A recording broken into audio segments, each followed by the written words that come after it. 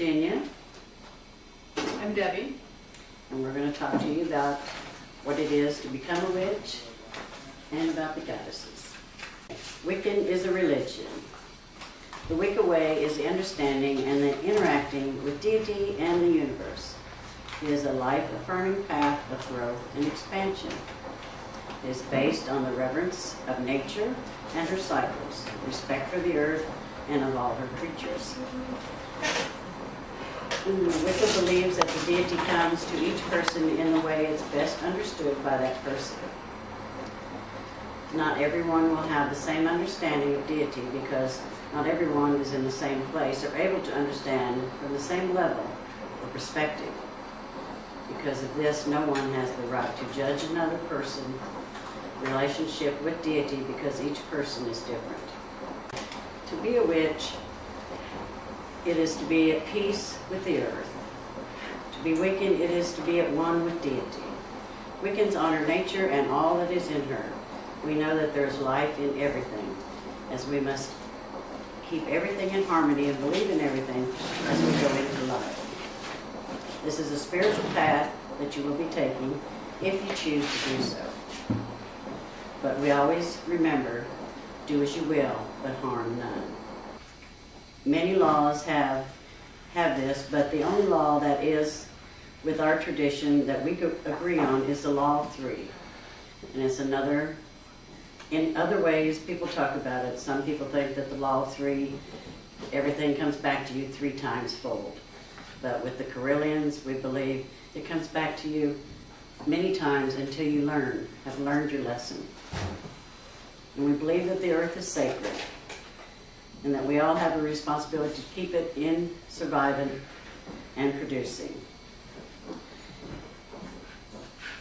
Okay, we know we must do what we must do to keep the earth as sacred as we can. We want everyone to know that there is no evil in what we do, and that we believe in our goddess and our God. We are one with deity, and we always do good for our community, and we never do anything to harm anyone. To be a Wiccan with the Correllian tradition is the very true meaning of our religion, which is Wiccan.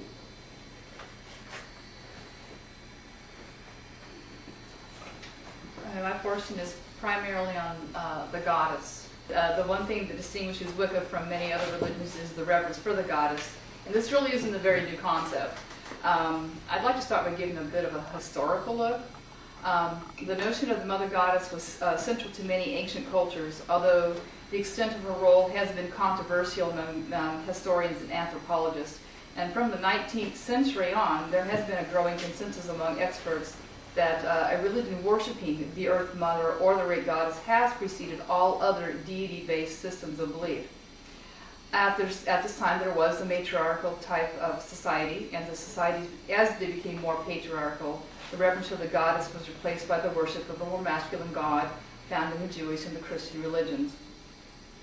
This view of the goddess as mother deity was expressed in a 2nd century novel known as The Golden Ass. This was written by the poet and philosopher, and pardon me if I mangle his name, Lucius Apuleius. In this work, the goddess Isis is seen as all-embracing, all-encompassing. Robert Graves in The White Goddess also suggests that there had been a pre-existing universal moon and earth goddess. However, the accepted view of the expert is there really is no evidence of a predating religion of the goddess.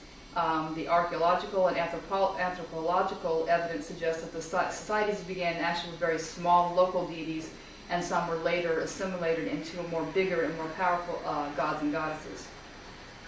However, this does not mean that the mother goddess did not play a central role in many of the ancient religions. The goddess in the ancient world was immense and powerful deity representing the moon, the earth, fertility, nature, and as well as magic. However, as religion did become more patriarchal, the goddess really didn't disappear. She can be seen in the Christian church as the Virgin Mary. However, it is my belief that there are still some prejudices in favor of the male deity. The goddess is associated with the moon and darkness, which in turn can carry some negative and sometimes sinister connotations, whereas the god was associated with the sun and light and is a positive image. And since those who are practitioners of witchcraft do acknowledge the goddess, it can often be seen as something evil, certainly not attractive, as we see in popular culture, as the witch being relegated to the image of an old hag. These are things we are trying to dispel. And you contrast that with the image of the Virgin Mary, who is a woman who has the image of not being tainted by carnal desires, but yet, at least in the Catholic doctrine, she is said to be called the Mother of God.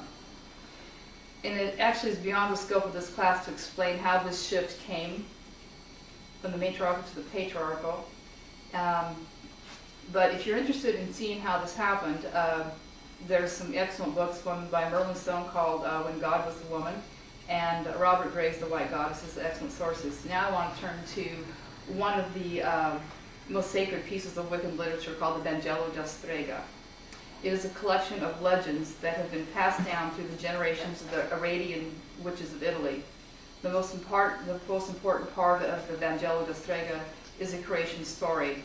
The creation story is an allegorical account of how the physical world was created and the descent of spirit into matter. And I'm going to give you a real brief recounting of the story. The goddess existed before all things as chaos with no form, but having within her the seeds of all things, both spiritual and material, but without order or definition.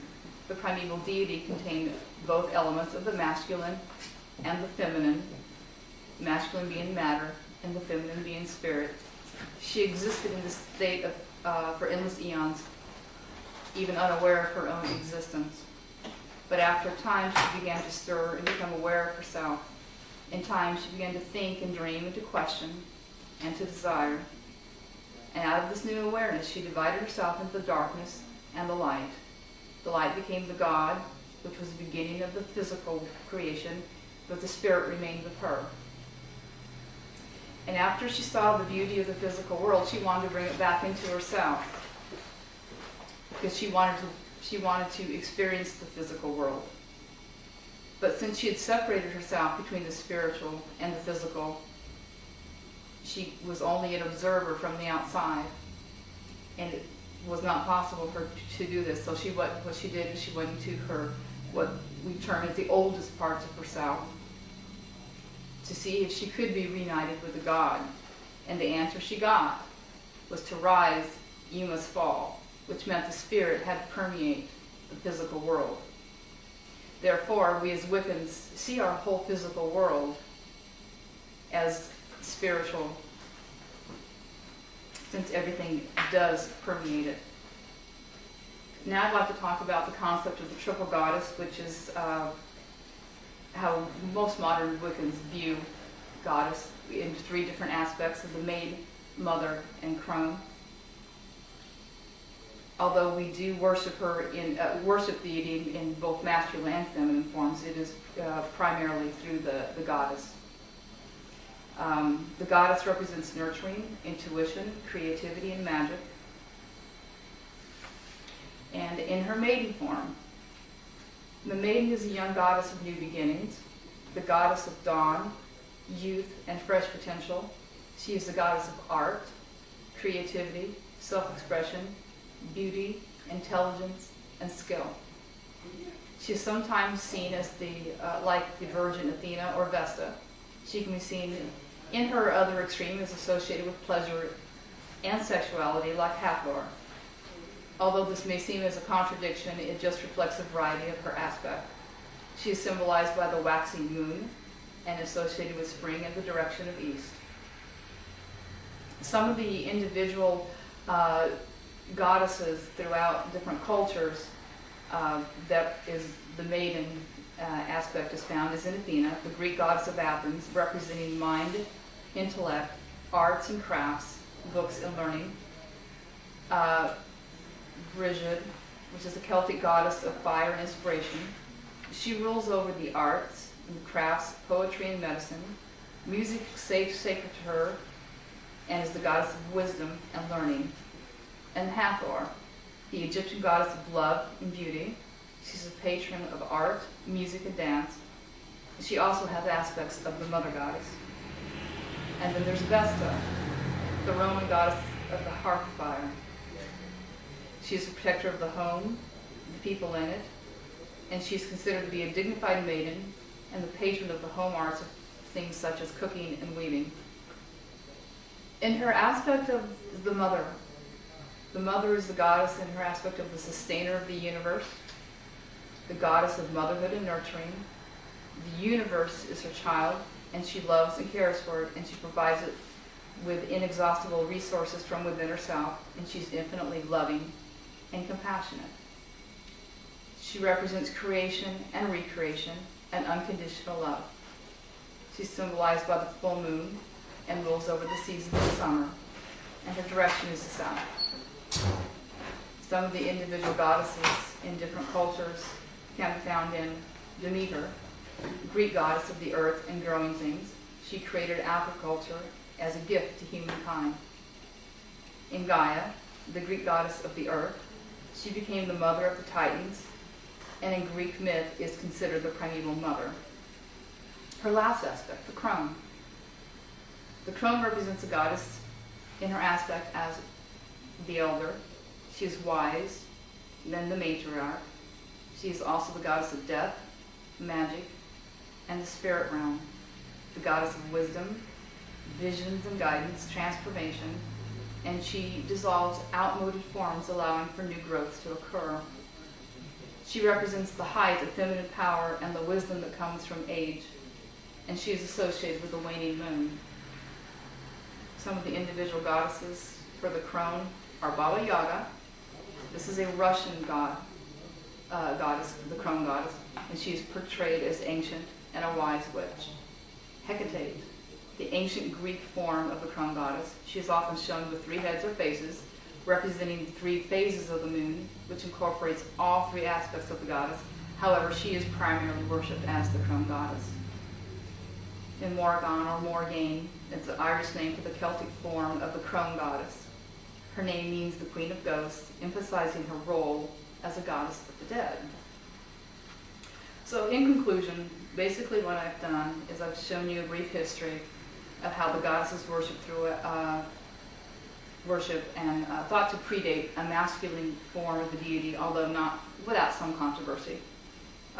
We have shown how the goddess is depicted within Wicca through the triple goddess and through 3 primary aspects of the maid, mother, and crone, and what some of the cultural personifications of her are.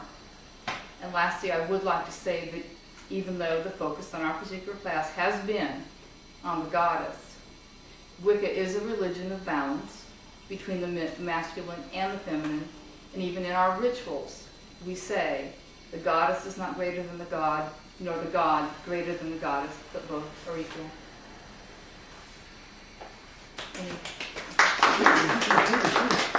Any questions? Here we go. How many goddesses are there? Oh my goodness. Countless thousands. I've heard of one saying that there are as many gods as there are stars in the sky, or grains of sand on the beach. Every culture had their own that they worshipped that was particular to their culture. The Egyptians have a whole pantheon of them. Everyone just got their own, and so there's many. It could be said that there are as many gods and goddesses as there are people that existed, that exist now, and that will ever exist, because each person perceives God differently.